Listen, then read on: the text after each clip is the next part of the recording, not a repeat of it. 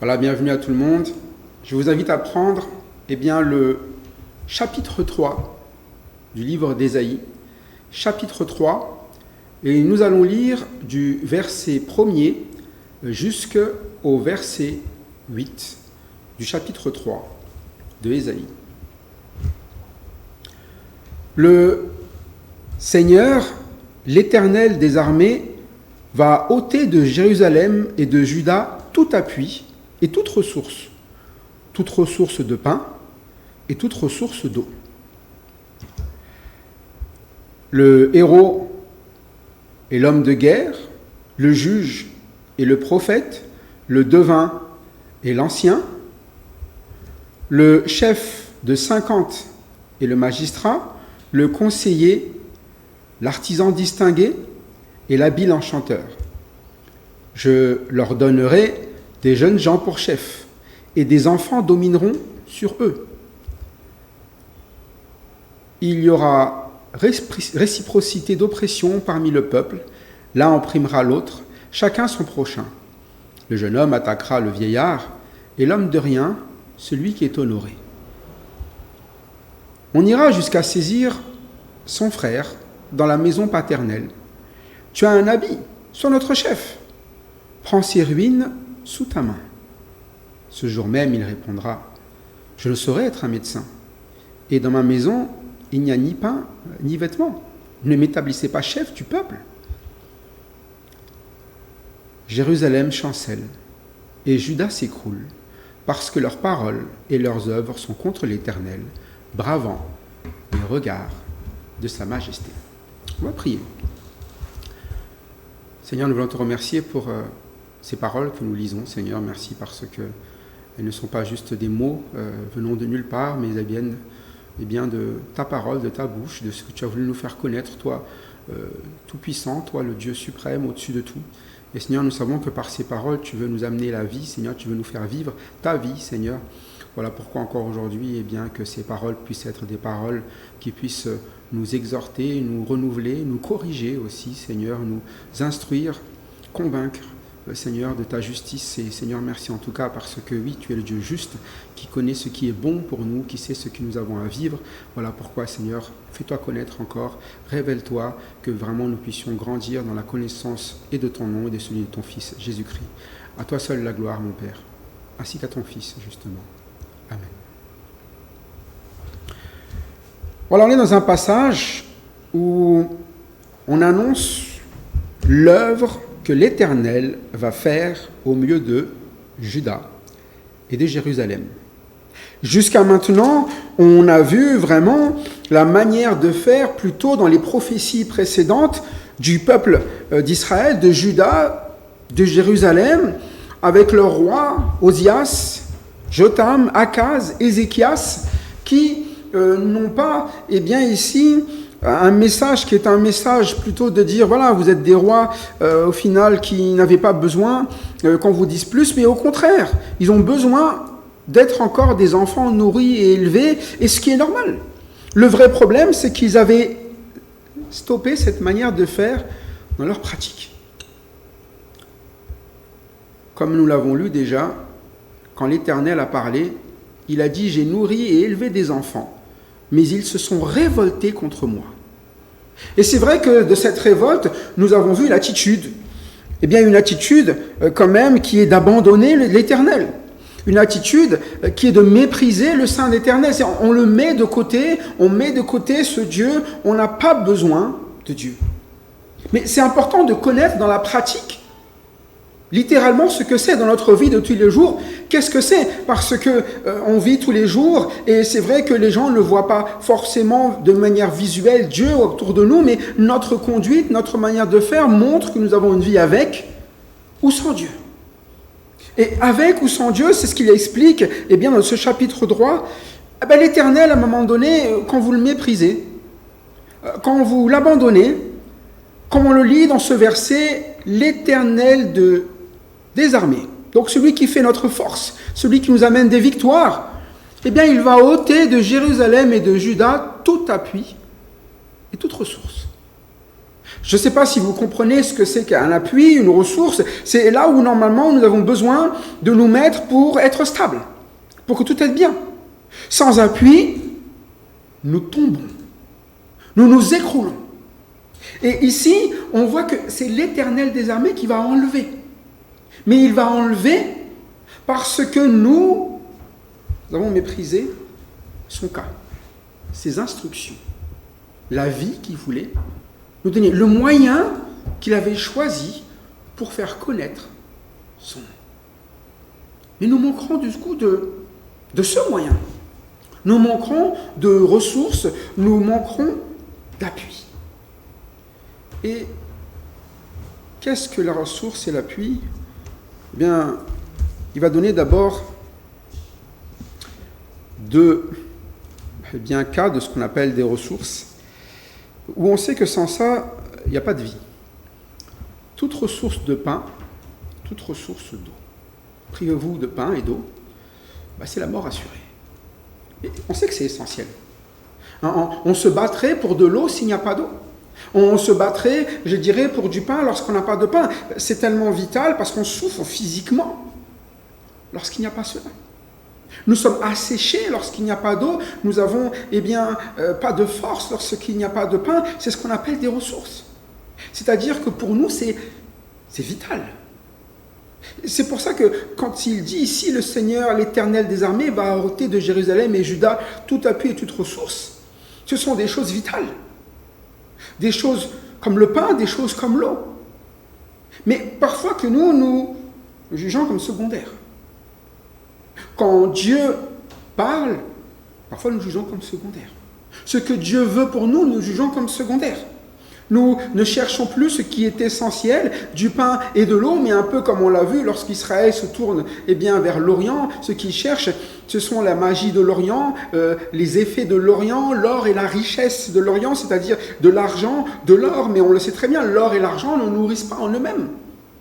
Mais parfois nous courons après des choses qui ne sont pas vraiment des vraies ressources.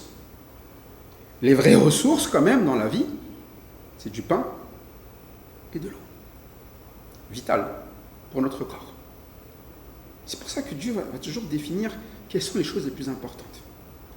Sur quoi est-ce que vous devez diriger votre vie ? Lorsqu'il va dans le futur, dans la prophétie qu'il a donnée dans le chapitre 2, il a dit « Venez à la maison de l'Éternel pour recevoir ce qui sera toujours essentiel, ce dont vous aurez toujours besoin. » À la maison de Jacob, si on reprend Ésaïe au chapitre 2 et on peut lire, verset 3, reprend chapitre 2, verset 3. Des peuples s'y rendront en foule. Dans cette montagne, qui est la maison de l'Éternel. Et ils diront, venez justement, et montons à la montagne de l'Éternel, à la maison du Dieu de Jacob, afin qu'il nous enseigne ses voies, et que nous marchions dans ses sentiers. Car de Sion sortira la loi et de Jérusalem la parole de l'Éternel.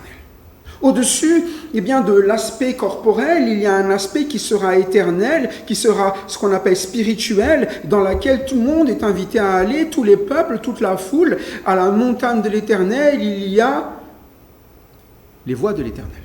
Voilà le chemin que l'Éternel donne. Il y a ce qu'on appelle ici les sentiers de l'Éternel. Il y a, au milieu de son, cette loi, la parole de l'Éternel, qui est vraiment plus que vitale, c'est essentiel, c'est respirer même. Si manger et boire sont importants, respirer est essentiel quand même. Et il y a des choses dans notre vie, il faut redonner la place. Quand vous prenez la place de la parole de Dieu et que vous la mettez au centre de votre vie, vous ne manquerez pas de ressources. C'est ce que l'on fait. Nous ouvrons la parole de Dieu pour ne pas manquer de ressources, pour revenir aux choses majeures et essentielles. Et c'est pour ça qu'on appelle les gens, venez. Si vous ne venez pas écouter, vous ne saurez pas de quoi réellement vous manquez. Mais est-ce que vous allez écouter ? Est-ce que vous voulez vraiment écouter et connaître les voies ? C'est-à-dire que voilà le chemin que vous allez prendre, voilà le sentier sur lequel vous allez marcher. Est-ce qu'on est vraiment prêt à cela ? Où on vient écouter en curieux, bon, qu'est-ce qu'il nous dit? Ouf, ça ne m'intéresse pas. Ça, c'est les voies de l'Éternel. Moi, j'ai mes propres voies. Ça, c'est ses sentiers. Chacun ses sentiers. Chacun sa façon de faire. Moi, j'ai ma façon de faire. Mais c'est la parole de l'Éternel. Elle est là pour faire quelque chose de bon dans notre vie, pour nous montrer où nous devons aller. Que devons-nous vivre, faire? Et ici, il dit qu'il va ôter quelque chose qui nous est essentiel, tout appui, toute ressource. C'est ce qu'on lit au chapitre 3. C'était la condamnation au final ici de Juda et Jérusalem, parce que justement, ils ne venaient pas écouter la parole de l'Éternel. Ils abandonnaient l'Éternel, ils ne se laissaient plus nourrir par l'Éternel. Et c'est à la fois ici une conséquence de leurs actes, mais aussi, on peut le dire, une punition. Quand vous vous retirez de l'Éternel, il y a une conséquence. Nous sommes punis. Lorsque nous péchons, il y a une conséquence. Il y a le salaire du péché qui ramène toujours quelque chose de mortel. Ça, c'est la mort. Mais la conséquence du péché, c'est parce que nous nous sommes éloignés de la parole de Dieu. Si Adam avait écouté l'Éternel, et s'il était venu devant sa parole pour simplement comprendre qu'il ne fallait pas prendre de l'arbre du fruit de la connaissance du bien et du mal, il n'y aurait pas de problème. Mais lorsqu'on se tourne vers l'Orient, vers autre chose, ils ont écouté d'autres choses, ils ont écouté autre chose, via Ève certainement, mais ça n'empêche pas sa responsabilité à Adam. Et Ève, elle a écouté ailleurs, et de l'extérieur est venu à l'intérieur quelque chose qui n'était pas de l'Éternel, parce qu'on s'est trompé et on a méprisé l'Éternel, on a préféré autre chose. Et ici, on va voir qu'ils ont préféré la ressource qui était la plus importante, tout ce qui vient de Dieu, tout ce que Dieu donne. Et ici, Dieu nous donne le pain, l'eau, mais il va parler d'autres choses qui sont tout aussi vitales, semble-t-il, ce sont des ressources et des appuis, pour le peuple de Juda, de Jérusalem, et donc pour Israël. Il va manquer aussi de quoi, il dit? De héros, d'hommes de guerre, de juges, de prophètes, de devins, d'anciens, de chefs de 50, de magistrats, de conseillers, d'artisans distingués et d'habiles enchanteurs. Alors vous me direz, mais bon, c'est si important. En tout cas, l'Éternel, quand il parle de ressources, il dit que ce sont des ressources sur lesquelles on peut s'appuyer. Des choses importantes. Lorsqu'on ne les possède pas, on s'écroule aussi. Lorsque nous n'avons pas les bonnes personnes à la bonne place, on s'écroule. Il faut des héros. Des héros, c'est des chefs d'armée. Il faut des personnes qui soient des chefs. Il faut des personnes qui conduisent, qui dirigent. C'est important, si plus personne ne conduit, ne dirige, c'est l'apocalypse. Parfois, les gens rêvent de cela. On n'a pas besoin, c'est ça dans les systèmes de ce monde, d'un président, on n'a pas besoin d'un roi, on a besoin de personne. Voilà, c'est le peuple qui décide. Mais jamais le peuple ne peut décider sans un chef. Le peuple peut voter, parce qu'il veut, mais il faut quelqu'un qui conduise. Mais on voit qu'il n'y aura plus cette ressource. Il n'y aura plus de chef, il n'y aura plus de héros. Et il n'y aura plus d'homme au masculin. C'est un homme, un mâle, qui s'en va en guerre. Maintenant, on envoie qui on veut aux guerres. Des enfants, des femmes, n'importe qui, mais des personnes qui sont faites pour la guerre, qui ont travaillé pour la guerre, qui sont là, on n'a plus besoin. On n'a plus besoin de juge. Un juge, c'est celui, on pourrait dire le mot qui arbitre. Quand je prends toujours, lorsque nous faisons des colonies, lorsque je suis avec les animateurs, je leur dis juste une chose, il faut que vous arbitrez. Quand quelque chose ne va pas, quand il y a dans les règles du jeu, même un jeu, une décision à prendre, vous devez arbitrer. Vous devez dire faute ou pas faute, vous devez dire stop ou pas stop, ce n'est pas entre eux. Imaginez-vous dans un match de football qu'il n'y a pas d'arbitre et qu'il y a un problème, parce qu'il y a un pénalty qui est à discuter. Qu'est-ce qui va se passer? Vous savez que s'il n'y a pas d'arbitre, les deux vont arbitrer, ils vont se disputer, ils vont se battre. Mais il faut des juges. Mais parfois les gens, on ne veut pas de juges. Oh non, c'est bon, on se débrouille. Mais quand on se débrouille, on se dépouille. Il n'y a personne pour veiller sur ce qui est bon ou pas. Il faut des juges. Et puis, plus de prophètes non plus comme ressources. Plus personne qui parle, qui annonce les choses, qui dit, qui ose ouvrir la bouche de la part de ce que Dieu dit. Ni de devins ou d'oracles, comme on dirait. Ce sont des personnes qui annoncent vraiment la parole que Dieu a voulu faire connaître. Chacun va vouloir peut-être dire, mais moi c'est bon. Je n'ai pas besoin d'entendre quelqu'un me dire ce que j'ai à faire. Je fais les choses moi-même. Plus de chef, plus personne qui dirige, plus personne qui arbitre, plus personne qui annonce, plus personne qui ramène ce qui est de Dieu, plus d'anciens. Je n'ai pas besoin qu'on s'occupe de moi. C'est bon, ton expérience, c'est à toi. Moi, je ne veux pas entendre se parler de cela. Ce que tu as connu avec Dieu, c'est ton truc. Moi, maintenant, c'est nouveau. On ne considère plus ce que Dieu a donné comme ressource. Ce que Dieu a placé. Et Dieu place des personnes, il place des personnes avec des dons, avec des choses qu'il a vécues, et ils sont établis. Pourquoi ? Pour être des ressources pour nous. Mais quand il n'y en a plus, eh bien, on vacille. Il n'y a plus personne qui s'occupe de groupe, plus de chefs de 50, plus de personnes à qui on peut charger un emploi, plus de magistrats. On ne peut plus rien charger aux gens, on ne peut plus avoir personne qui s'occupe d'un groupe. Ah non, moi je ne vais pas m'occuper d'eux là. C'est 50 là, c'est prenant. Trop prenant, trop un matin, chacun pour soi. Je vais m'occuper de moi. Plus personne, eh bien ici, qui prend une charge, pas de magistrat. Je ne veux pas être embêté, eh bien qu'on me dise des choses, qu'on me donne des choses à faire. C'est ça un magistrat, c'est quelqu'un que l'on peut employer d'une tâche. Plus personne qui peut conseiller, que l'on peut consulter pour prendre des résolutions. Non. Plus personne, plus d'artisans distingués ou d'ouvriers habiles. Tout le monde peut tout faire. C'est vrai, hein ? Oh, c'est bon, je sais faire. Tout le monde peut tout faire. Plus besoin d'un artisan. La qualité, peu importe, hein, n'importe qui peut faire. C'est pour ça que souvent on retrouve n'importe qui, n'importe où. Ben oui, hein. Tout le monde peut tout faire. On a besoin de personne. Pas besoin de Dieu. Pas besoin qu'il me dise comment faire, quoi faire. Pas besoin de ses voies, pas besoin de ses sentiers. Je me débrouille très bien. Je sais faire, comme disent les enfants.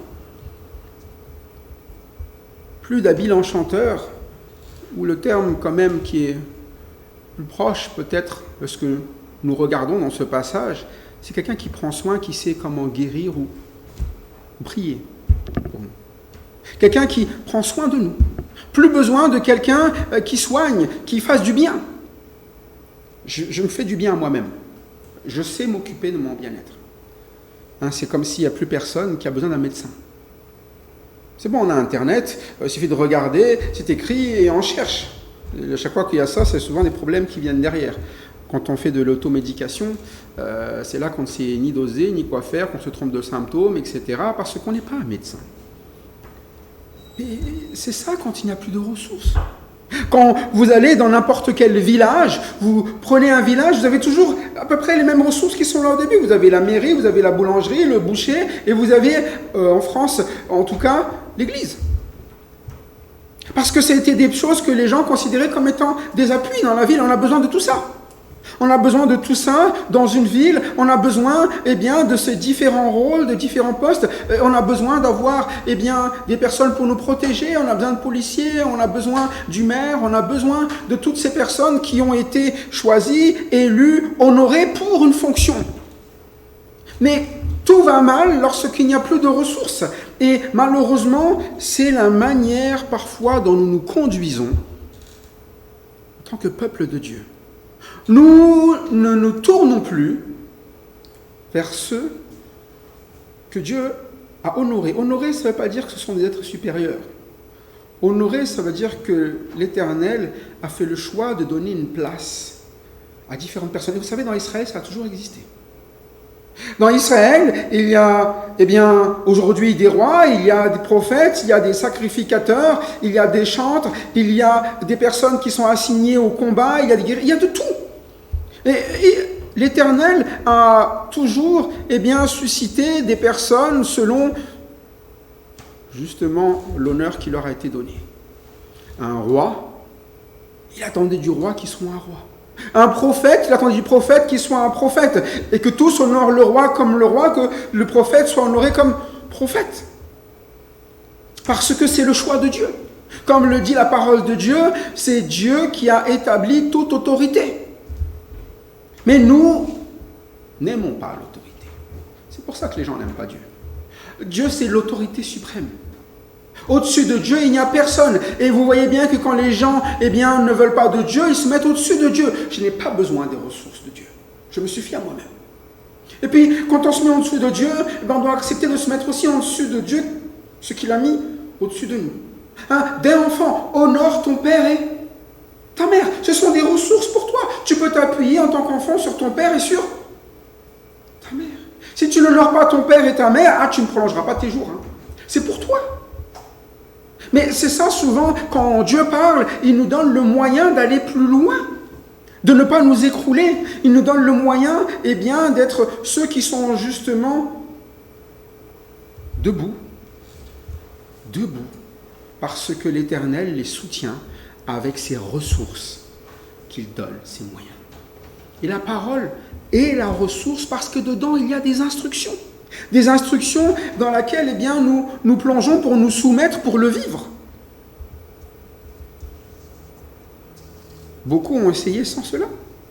Roboam, qui est quand même le descendant, le fils de Salomon, a décidé de faire sans les ressources qui ont été enseignées par son père.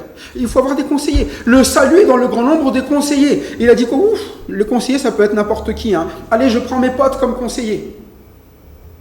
Mais non, des conseillers, tout proverbe nous enseigne comment devenir des conseillers. Un conseiller, c'est pas du jour au lendemain, vous ne prenez pas le petit qui vient et dit « ça va être mon conseiller ». Non, vous prenez celui qui a été honoré pour cela. Et il y avait déjà les conseillers de son père. Et il a dit, j'ai pas besoin, je prends les miens. Condition première pour avoir un pays qui s'écroule. Il a perdu 11 royaumes. Il lui restait que Juda. Parce qu'il n'a pas accepté d'écouter la ressource que lui a été donnée, son propre père.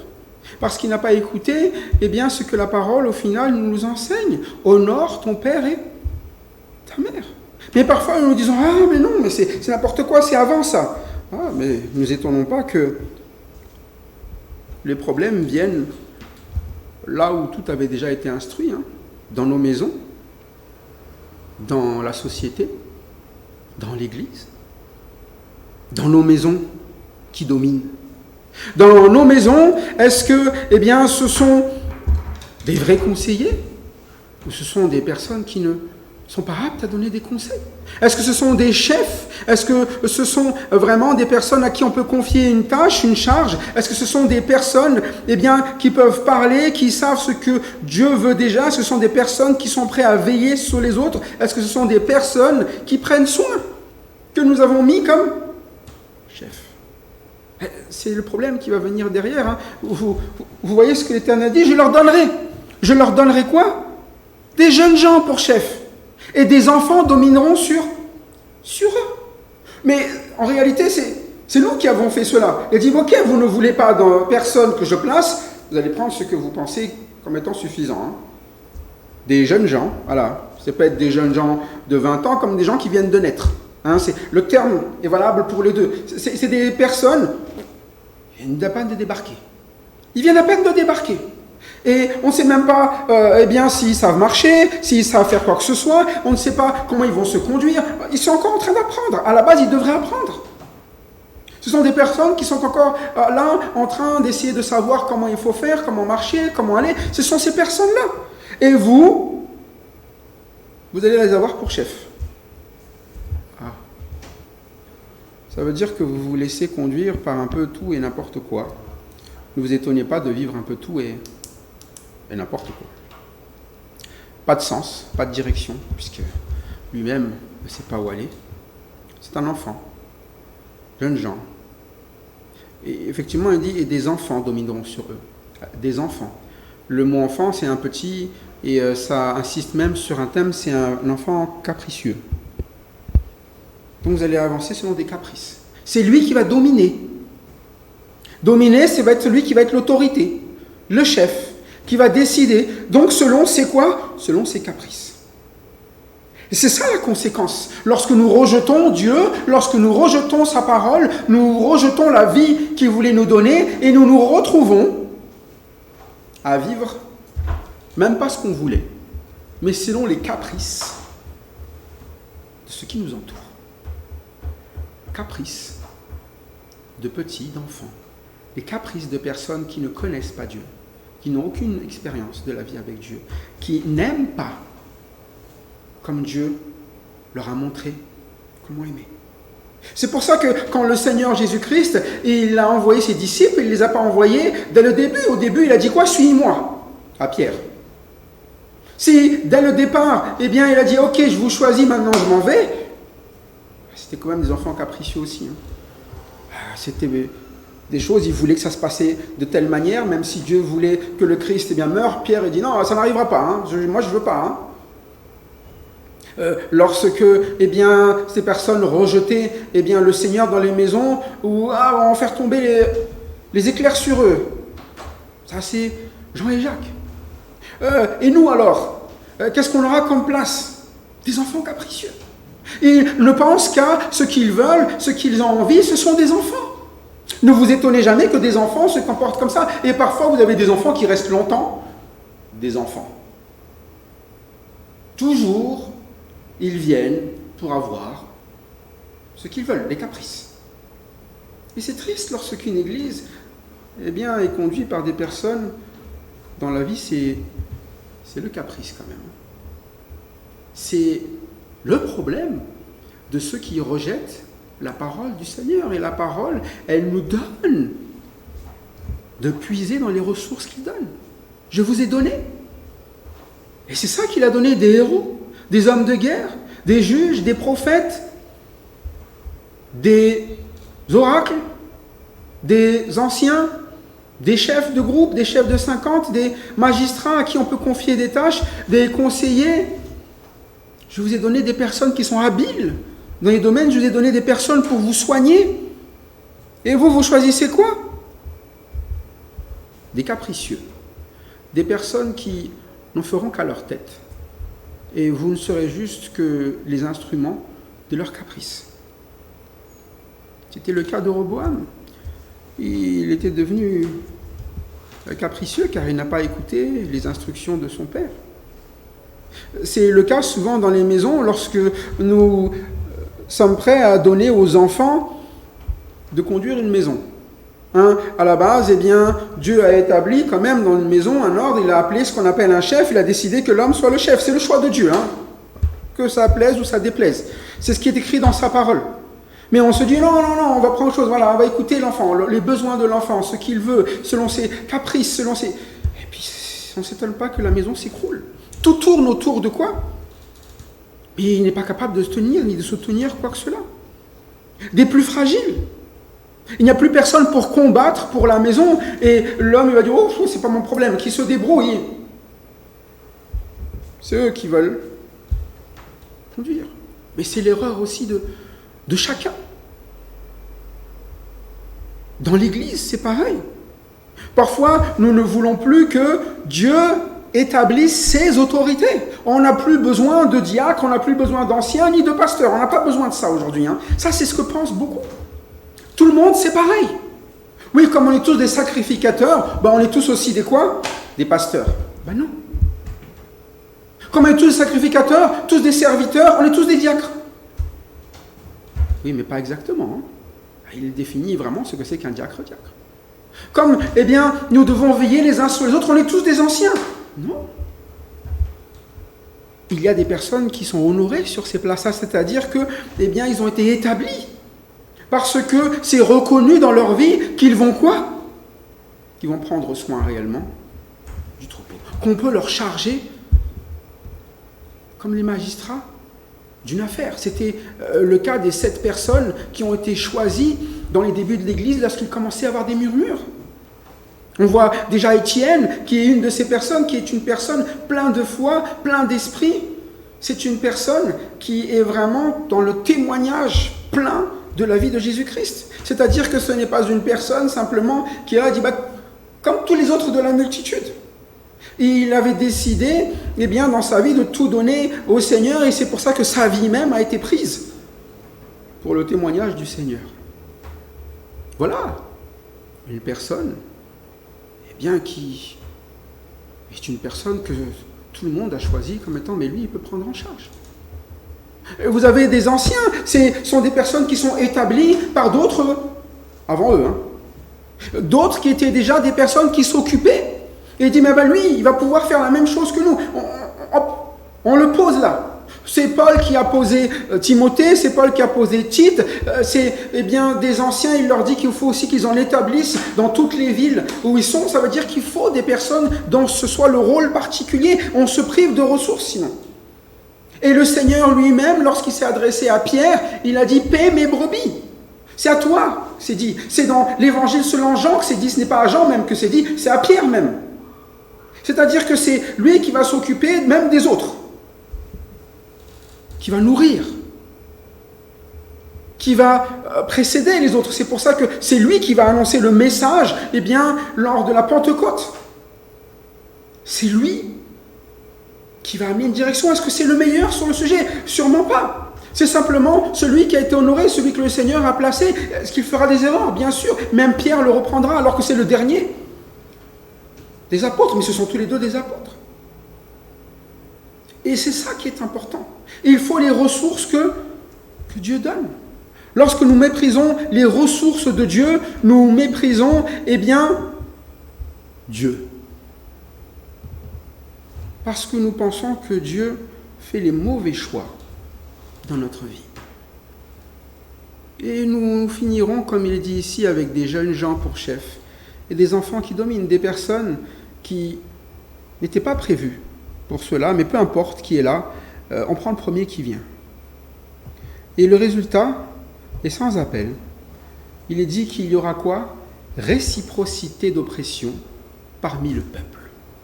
Voilà la conséquence, le résultat de ne pas choisir ce que Dieu a voulu donner. Oppression, et ça sera réciprocité. C'est ce qu'on appelle l'un opprimera l'autre. Il y aura des querelles. Vous retirez ce que Dieu voulait donner par ses ressources, c'était d'avoir quand même l'amour, c'est-à-dire son commandement. Tu aimeras ton Dieu de tout ton cœur, toute ta force, toute ta pensée. Tu aimeras ton prochain comme toi-même. Et fini cela, ça deviendra quoi? L'un opprimera l'autre. Et non pas tu aimeras, vous aimerez l'un et l'autre.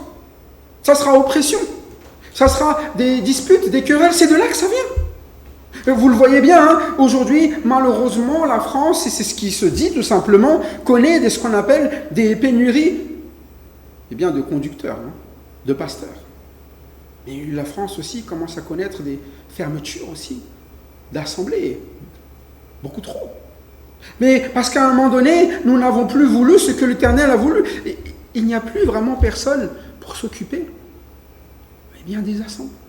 Et c'est ça la prière aujourd'hui pour notre pays, que nous retrouvions les ressources que Dieu donne, que nous soyons des personnes qui honorons ce que Dieu a honoré. Mais lorsque nous opprimons, regardez bien, ça va être des divisions de groupes. Les jeunes attaqueront les vieillards. Voilà, c'est une question de génération après. Mais ça, c'est vous avant, et ça, c'est nous. Mais les jeunes auraient dû quoi alors? Honorer les vieillards. L'homme de rien, celui qui est honoré, celui qui n'a pas de rôle, il va toujours mépriser celui qui en a un. Mais c'est ça depuis toujours le problème, et il n'y a rien de nouveau. Le cœur de l'homme ne change pas. Où est notre cœur? Est-ce que nous avons un cœur qui fait confiance à Dieu? Est-ce que nous avons un cœur qui nous tourne vers la volonté de Dieu, ou nous pensons être au-dessus de ce que Dieu fait? Il donne l'exemple ici, lorsque nous ne nous en remettons pas à lui, d'une maison où tout est prêt à s'écrouler. On ira, il est dit, jusqu'à saisir son frère dans la maison paternelle. Tu as un habit, sois notre chef, prends ses ruines sous ta main. Voilà, maintenant, ça sera que la maison dont on va faire les choix, vous savez. C'est la maison paternelle. Ça signifie qu'on est chez le père.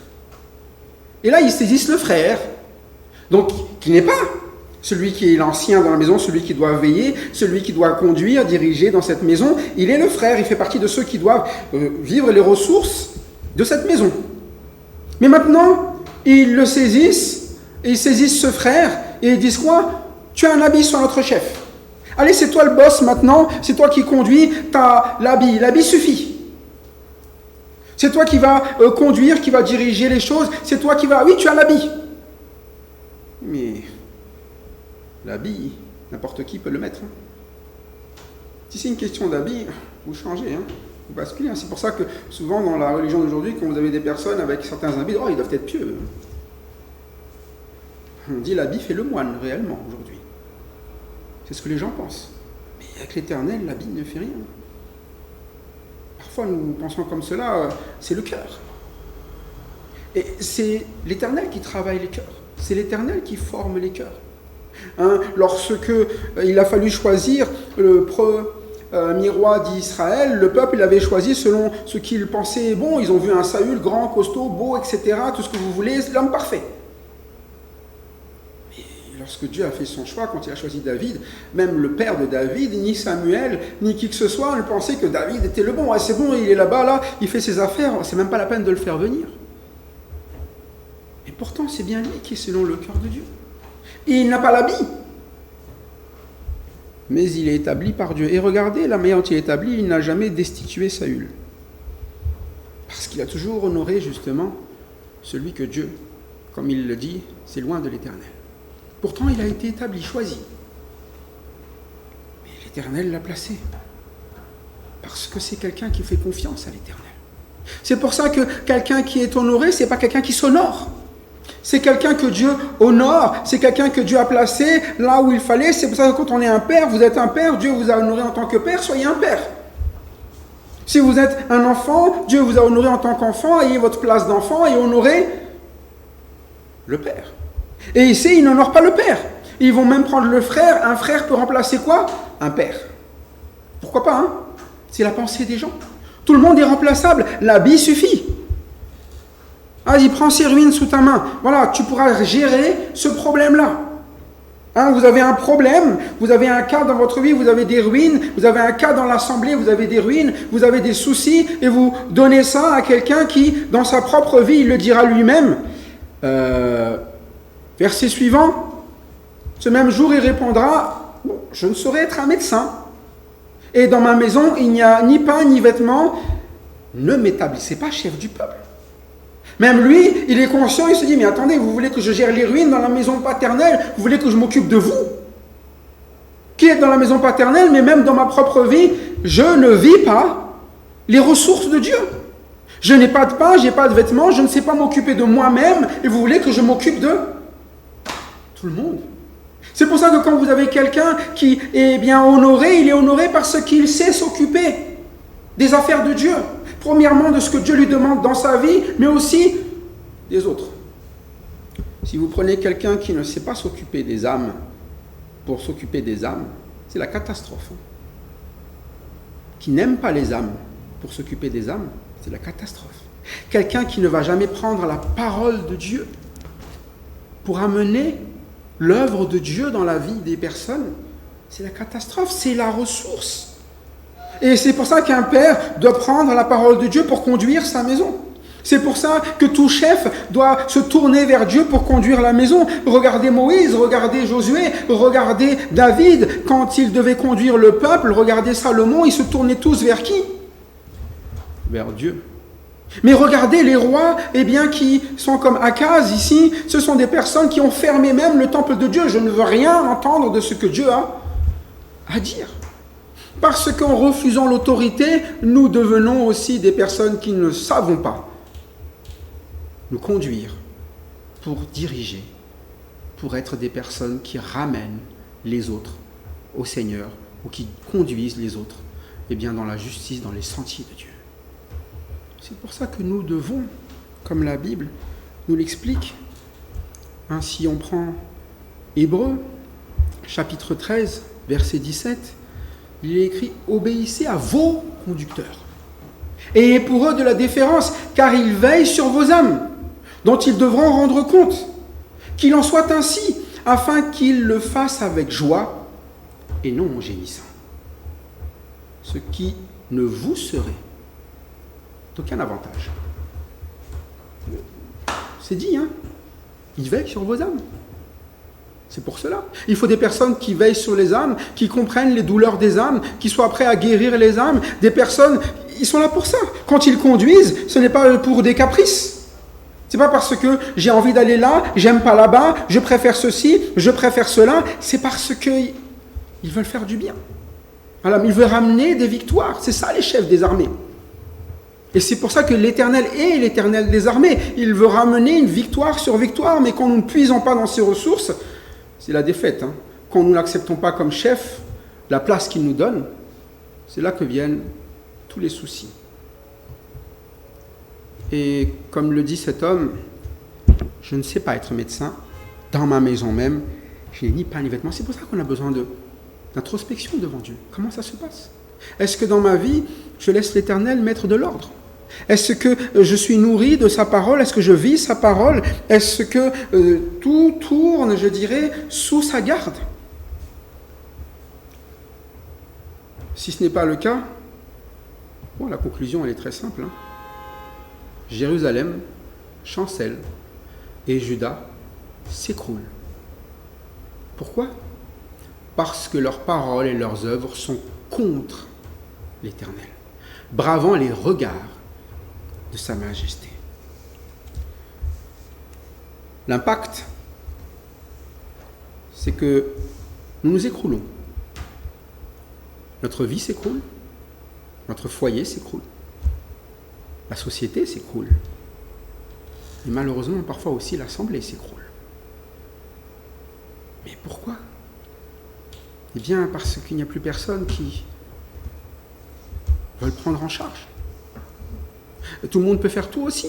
On ne veut plus personne qui prenne en charge. On choisit des personnes qui n'aiment pas les âmes, on choisit juste des personnes pleines de caprices. J'ai envie de faire ça. Moi, je veux faire ci. Moi, je veux que des personnes, je veux. Mais personne qui aime. Est-ce que nous aimons nous-mêmes? Est-ce que nous apprenons à aimer? Est-ce que nous aimons Dieu? Est-ce que nous aimons la parole de Dieu? Est-ce que nous aimons vivre selon Dieu? Parce que c'est ça l'appel. Venez à la montagne de l'Éternel, c'est venez écouter les enseignements de ses voies. Marchez sur ses sentiers, ni les nôtres, ni ceux des autres, mais ceux de Dieu.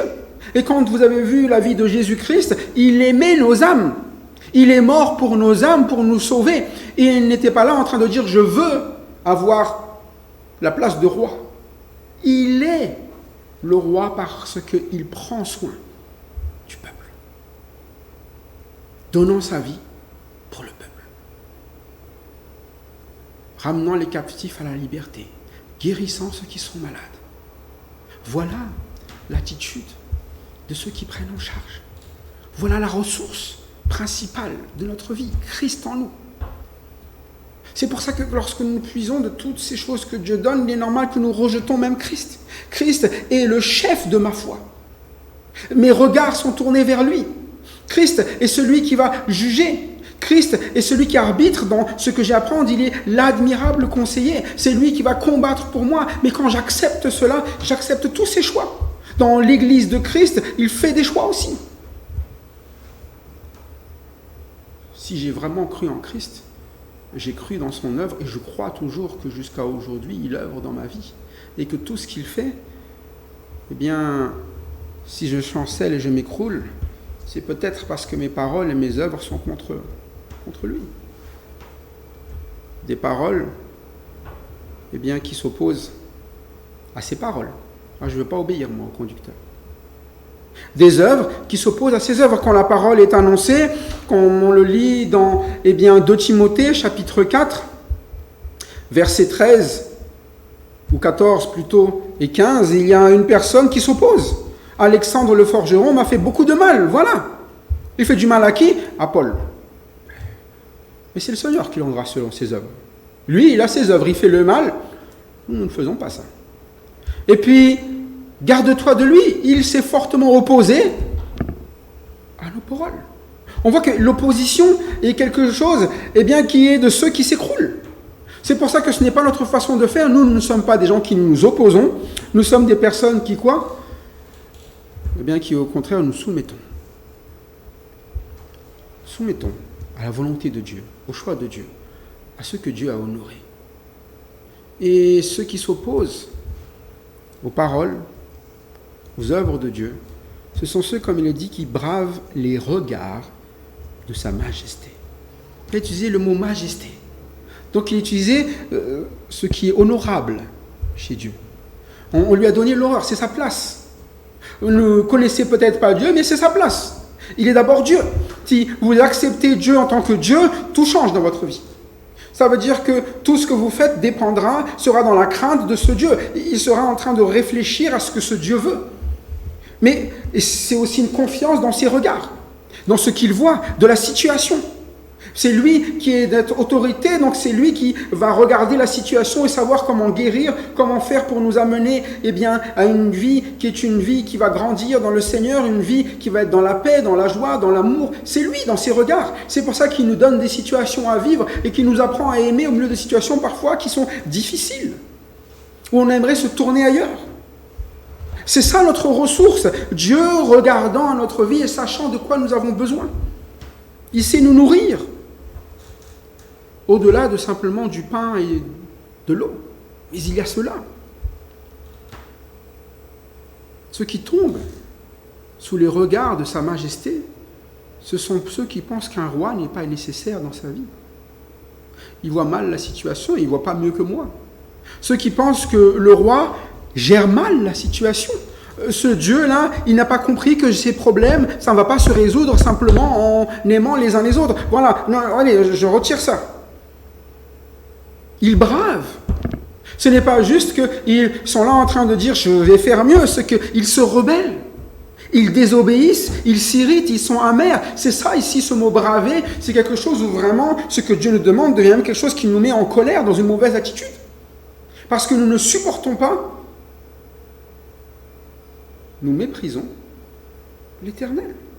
Nous méprisons son autorité, les autorités qu'il a établies, nous méprisons ses instructions, nous méprisons l'Éternel. Mais du coup, nous nous écroulons et nous chancelons. Aimons Dieu, aimons ses instructions. Venons vraiment à son écoute. Ne rejetons pas ce beau salut qu'il donne, le salut de notre âme. Le salut éternel, ça sera d'être entièrement sous le règne de Dieu. C'est le royaume de Dieu. Et tout ce qu'il nous donnera sera même au-delà de ce qu'il a donné depuis. Voilà pourquoi ne soyons pas des rebelles. Ne soyons pas des personnes qui rejetons les ressources que Dieu a données. Aimons, honorons les ressources que Dieu a données. Je suppose que quand vous allez manger ou quand vous mangez, peut-être que vous priez « Merci Seigneur pour ce repas, merci pour le pain, merci pour l'eau ». Mais est-ce que vous honorez aussi dans vos prières les ressources, toutes les ressources que Dieu donne? Merci Seigneur parce que nous avons cette vie au milieu de cet état. Nous avons notre Église, nous avons les autorités, nous avons ces diacres, nous avons ces pasteurs, Est-ce que nous prions pour cela aussi? Parce que c'est ce que Dieu donne. Merci Seigneur d'être ce que tu es. Merci Seigneur de voir tout, savoir tout. Merci parce que je peux te faire confiance et je suis en paix là où tu m'envoies. Si nous savons rendre grâce en toutes choses et principalement dans les ressources que Dieu nous donne, nous sommes les personnes les plus heureuses. Au final, il n'y a rien qui peut nous enlever nos joies, puisque c'est l'Éternel qui est source de notre joie, source de notre paix. Et si nous ne l'avons pas, nous nous écroulerons et nous nous chancellerons. Que Dieu nous relève, si c'est le cas. Mais en tout cas, ne manquez jamais de vous tourner vers Dieu, notre seul appui, notre ressource, par lequel nous ne manquerons jamais de rien. Ce bon berger qui est Jésus-Christ lui-même, venu nous montrer justement comment il a aimé nos âmes et où est-ce qu'il veut conduire ces âmes qui sont bien souvent écroulées et chancelantes que sont les nôtres. Que Dieu se glorifie dans nos vies. À lui seul la gloire. Amen.